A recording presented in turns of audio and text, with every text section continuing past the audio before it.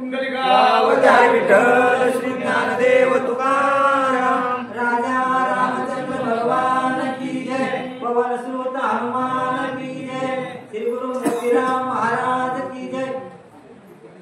परीच्या माझ्या मना की घ्यावे ऋषी पत्नीचे दर्शन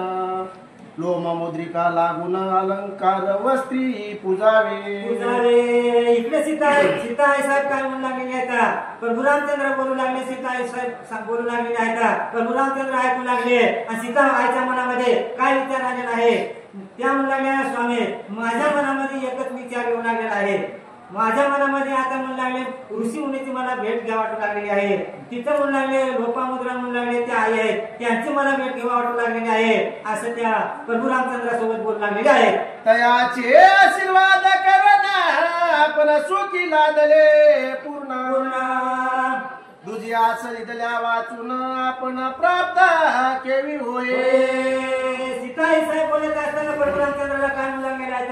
आता मला असं वाटायले की ऋषी मुनीची भेट घ्यावा ऋषी मुनीचा आशीर्वाद घ्यावा आणि ऋषी मुनीच्या सानिध्यात राहावं आणि त्यांच्या सानिध्यात राहावं म्हणून लागले आपल्याला काय होणार आहे आपल्याला त्यांचा आशीर्वाद म्हणून लागले प्राप्त होणार आहे आणि त्या आशीर्वादाशिवाय म्हणून लागले आता आपलं पुढे म्हणून लागले भाग्य उदयाला येणार आहे असं त्या बोलू लागलेल्या आहे।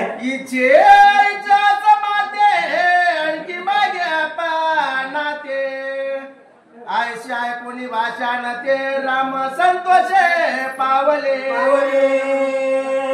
सीताई साहेब बोलू लागल्या प्रभू रामचंद्र ऐकू लागलेले आहेत आणि सीताई साहेब बोलल्या त्यावेळेस प्रभू रामचंद्राला आनंद वाटू लागलेला आहे आई साहेबांनी काहीच मागितलं नाही फक्त काय मागितलं तर ऋषी मुनीची भेट घ्यायचे असं मागितलं त्यावेळेस अजून काय म्हणाले प्रभू रामचंद्र तुमच्या मनामध्ये जर काही विचार वाटत असेल तर तुम्ही म्हणाले काय करा तुमची इच्छा सांगा असं म्हणू लागलेले आहे। मग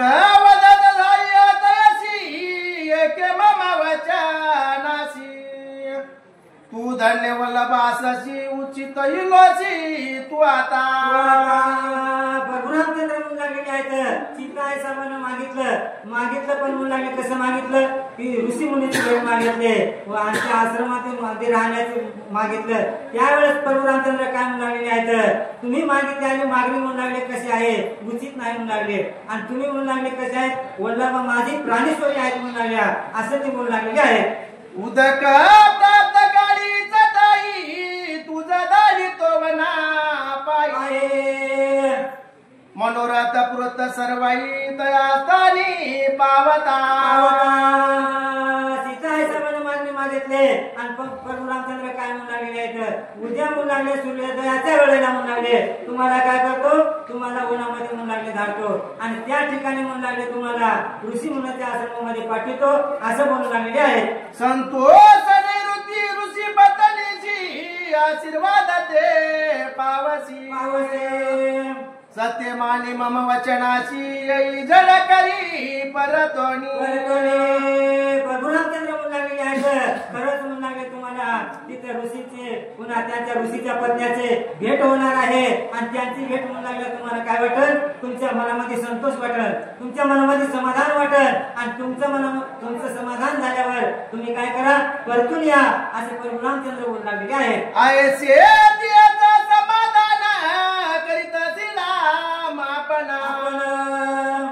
तव मध्ये रात्री प्रसंग जाण काय व्रतले ते ऐका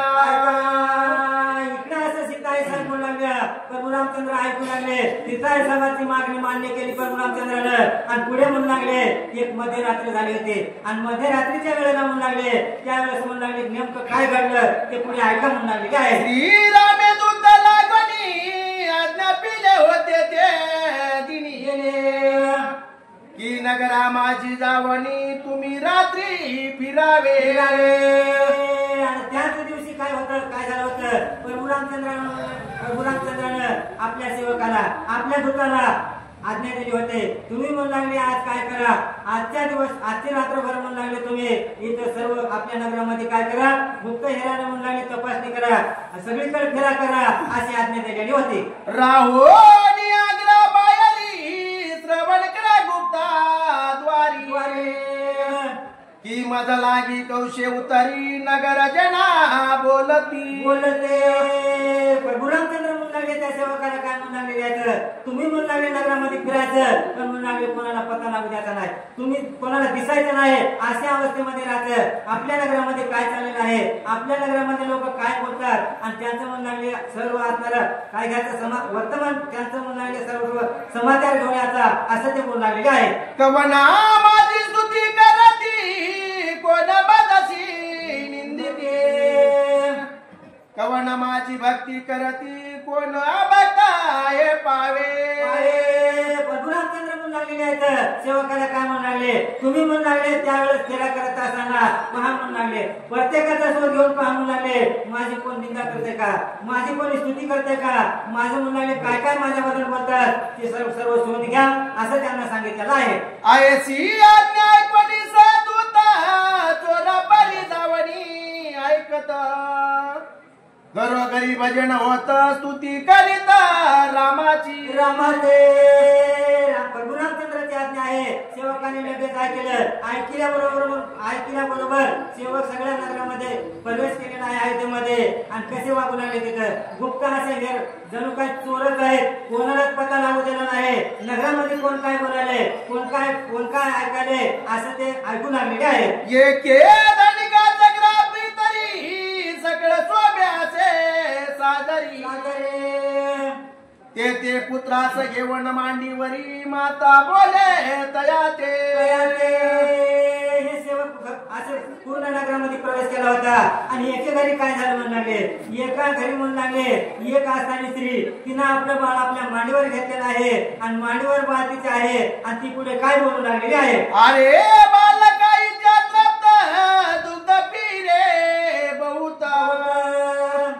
पुनरपी न होय आयचे प्राप्त तुझं लागी कदापि. ती मांडीवर घेतलेली ती बाळाची आहे, त्या बाळाला म्हणून लागलेली आहे, अरे बाळा म्हणून लागले तू काय कर म्हणून लागले, आता हे दूध लवकर पे म्हणून लागले, लवकर पे आणि तुला असं दूध त्याला पुन्हा मिळणार नाही अशी त्या बाळाची आई बोलू लागलेली आहे. याचे कारण रामराज माझी तत्वता, कवना जन्म नसे मागुता मग स्तन प्राप्ती केवी होय. ती बाळाची आहे त्या बाळाला म्हणून लागलेली आहे, अरे बाळा म्हणून लागले हे म्हणून लागले तू काय कर, हे दूध म्हणून लागले लवकर पे कशामुळे म्हणून लागले, अरे बाळा म्हणून लागले आता हे रामराज्य आहे, एवढं म्हणून लागले काही आपल्याला भेटणार आहे रामराज्यामध्ये आणि पुन्हा म्हणून लागले दुसऱ्या जन्मामध्ये आपल्याला प्रभू रामचंद्राची भेट होती का नाही की अशी ती आपल्या बाळाला बोलून लागलेली आहे. म्हणून सांगत तुझ्याशी की जत करी दुग्धेसी पुनर्पी मातेच्या कुशीतून जन्माशी कदापि. आणि ती मांडीवर घेतलेली बाळाची आहे त्या बाळाला म्हणून लागलेली आहे, अरे बाळा म्हणून लागले तू काय कर म्हणून लागले हे दूध पे आणि हे दूध पे म्हणून लागले आणि तुला इथून म्हणून लागले पुढे तुला काय उपदेश करू लागलेले आहे त्या बाळाला, तुला दुसरा म्हणून लागले आता पुढे जन्म मिळणार नाही अशी ती बोलू लागलेली आहे. सीता वल्लभाचं नाम वदनी जे जन घेती अनुदिनी, दया लागी मृत भवानी पुन्हा जन्मा न होय.